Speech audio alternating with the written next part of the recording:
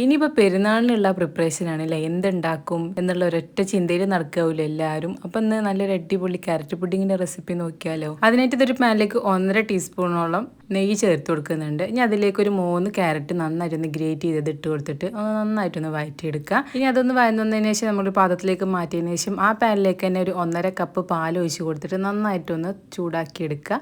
എന്നിട്ട് അതിലേക്ക് ഒരു 2 ടേബിൾ സ്പൂൺ പഞ്ചസാര ചേർത്ത് കൊടുത്തിട്ട് ഒന്ന് മിക്സ് ചെയ്തെടുക്കുക. എന്നിട്ട് ഇത് ഒരു നുള്ളു പട്ടട പൊടിയും കൂടെ ചേർത്ത് കൊടുത്തിട്ട് ഒന്നും കൂടെ ഒന്ന് മിക്സ് ചെയ്തെടുക്കുക.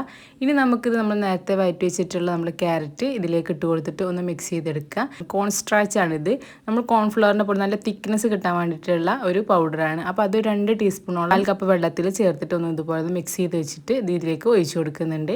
എന്നിട്ട് ഒരു 5 മിനിറ്റ് ഒന്ന് മിക്സ് ചെയ്തെടുക്കുമ്പോൾ ഇതുപോലെ നല്ല തിക്കായിട്ട് കിട്ടും. ഇനി നമ്മൾ സെറ്റ് ചെയ്യാൻ വേണ്ടിയുള്ള ബൗളിലേക്ക് 2 ബ്രെഡ് സ്ലൈസ് വെച്ച് കൊടുക്കുന്നുണ്ട്. ഇനി പുഡിംഗ് മിക്സും കൂടി ഇതിലേക്ക് ഒഴിച്ചു കൊടുത്ത് അതിൻ്റെ മുകളിൽ ഒന്ന് ഗാർണിഷ് ചെയ്തിട്ട് നമുക്കതൊന്ന് തണുപ്പിച്ചു. അപ്പോൾ നമ്മുടെ ഈസി പുഡിംഗ് റെഡി.